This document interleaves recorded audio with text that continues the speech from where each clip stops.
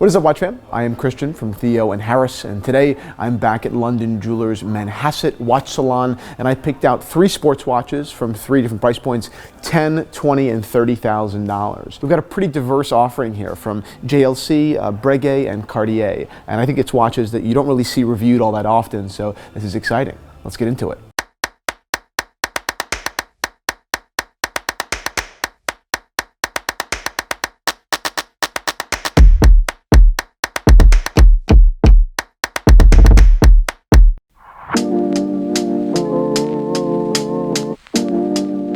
Let's start with the first price category we're talking about today, $10,000. Now, of course, there are plenty of fantastic sports watches under $10,000. Nomos, Grand Seiko come to mind just to start. But let's start with this watch, which is one of JLC's Reversos. And it's not just any Reverso. This is a particularly beautiful Reverso. It's a Reverso Duo. This watch was initially released in 2016 as part of JLC's celebration for the Reverso's 85th anniversary. So yes, this is actually an anniversary watch, and it's absolutely beautiful.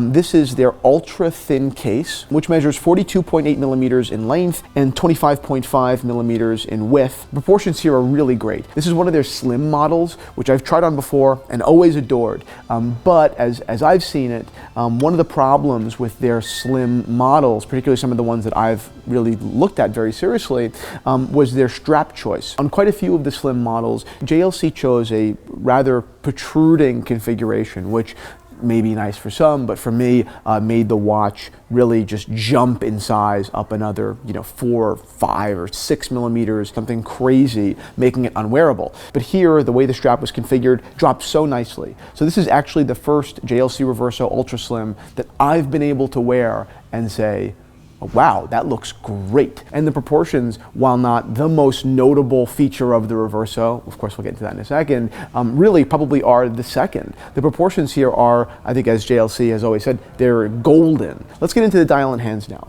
This was the first time that JLC had introduced a silver gradient dial. If you get really close here, the texture is incredible. It really reminds me of like an eggshell. And I think that at this price point, at $11,500, so pretty close to 10, that's the kind of detailing you should expect, right? While from a distance, people genuinely would not notice that dial detail. For you as the owner, I think that the ownership experience is that much more heightened. And then moving to the hands and the indices, they're a shade lighter than navy. They're definitely not bright. They may even look black from a distance. So they're definitely conservative, but as soon as they catch the light, boom, the blue just bursts. And then when you flip the watch over, boom. First of all, that sound is so amazing. That's number one. But number two, the reverse side of the dial is absolutely gorgeous. Similar, obviously, in language here. We have the same indices. We have the same hands, these wide, stout Dauphine hands, which I think are beautiful. It has a day-night indicator, but really the star here, like I said, on the front is this almost eggshell texture, but on the back here we have like a honeycomb that is just to die for. I would not hesitate to buy this watch at all. The proportions are perfect. The strap choice is perfect. The reverse dial is just as beautiful as the front dial. This is, at least in my opinion, basically a perfect Reverso. I'm wearing it casually. I'm wearing it with jeans and a sweater right now, and I think it looks just as good as, and I'm wearing it with Keds, and I think it would look just as good here as it would, if I were wearing a beautiful, double-breasted jacket or something like that, real tailored clothing. It really JLC doesn't get much better than this, especially dollar for dollar. So this is $11,500, and it is our first sports watch in the category. Starting here might be odd for some of you folks out there, particularly folks that are new to the watch industry, because this watch does not look like a sports watch and it looks like I just clickbaited you, but it absolutely is a sports watch. When the Reverso was introduced, it was designed specifically for sport, for polo players actually, so that they could flip their watch over, protecting the crystal while they were playing polo. So yes, dress watch today it looks like, but certainly appropriate for our first sports watch.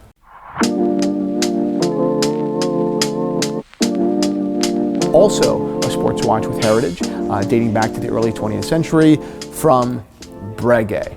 Now I'm actually a recent massive fan of Breguet. I did a video just here a couple of months ago with their Tradition collection. I couldn't bring that watch here today because it's simply the furthest thing possible from a sports watch. But I actually did recently add one to my collection. So photos coming soon. But this watch, while the antithesis of the Breguet Tradition, it's sick. It's 43 millimeters of solid rose gold. Surprise, surprise, it is too big on my wrist, but so is a rubber band, so it doesn't say much. Zoom in on the dial here, and there's a lot to love. Start, I think, with the indices. Of course, there are Arabic numerals throughout, which are, I think, appropriately stylized. They're quite nice. But even behind, you have these markers that are, I think, cut in a diamond shape that is just nuts. I've actually never seen this on a watch. If they were bigger, it would look ostentatious, but because they are so small, they catch the light perfectly. I think that actually makes the watch, I mean, even though it is luminous, but putting that aside, these markers actually make the watch quite legible. Of course, the Type 20 was not, at its inception back in the early 20th century, a luxury watch. The heritage dates back to when Breguet developed chronograph mechanisms that were actually fitted into cockpit instrument panels. And then eventually they started to make watches for pilots themselves, not just the panels. So at the time, these watches were not, luxury items. They were legitimately tools. But since, of course, Breguet has taken their Type 20, Type 21 collection, this descendant of this very famous and well-regarded ancestor, and they made this collection richer. I think building a stronger bridge between their sports models and, of course, their more elegant and classic models. Before I forget, the retail is $20,900, and the next thing I want to look at here is the bezel. Not only is the sound effect on the bezel incredible, but the brushing all along is absolutely beautiful. I think that they did a beautiful job with this bezel. Listen to the sound. It's either crickets or a frog. I can't tell. See, I think it's the speed. You go, that's a frog. Anyway, it's cool. It's cool. It's different. That's different bezel action than I think I've seen before. It's definitely sturdy and well made. There's no mistake about that when you put this whole watch on. This is, of course, a self-winding chronograph with a flyback function. The original Type 20s were, of course, manually wound. But in this piece today, given just the climate, this watch does make sense in automatic. Would I like to see a manual version for geeks and small production? Yes, but this watch should be in automatic. There's no doubt.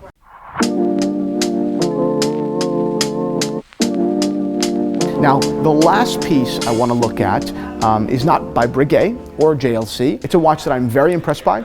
It's a watch that I officially, without doubt, commend the manufacturer for developing. This is Cartier's Santos Skeleton in steel. The retail price is $27,800, and let's start, I think, with the most important feature here, the skeleton dial. Creating a skeleton dial inherently is difficult. A lot more work has to go into architecting the movement to even make this possible. And then beyond possible, there's attractive. In my opinion, many skeletons are off-putting. They can either be too ornate or in an element or in a space or in a corner, you see a fault, you see a lack of balance. Sometimes maybe you see too much of your own skin and hair peeking through. But with this watch, Cartier did a fantastic job. It is manually wound, and the entire piece, the entire movement is architected in a way that makes perfect sense. I may be looking too far into this. To me, the way the movement was architected looks a lot like the movement itself. The wheels are kind of floating, which makes sense for the Santos model, right? A model that at its inception back in the early 20th century was a pilot's watch. And I don't think, while I know I'm looking far into it, I don't think I'm wrong, because even the marketing material around this watch has included a lot of those elements, definitely making clear that Cartier is very aware of that heritage, and they're leveraging it to build an identity behind the Santos, which has been a weird model in Cartier's lineup for a long time. The Santos has gone through a lot of iterations, and I think that finally, skeleton aside, even their regular models, Cartier has arrived at the proper Santos for the 21st century. Offering this watch, Skeleton, under $30,000 is also impressive.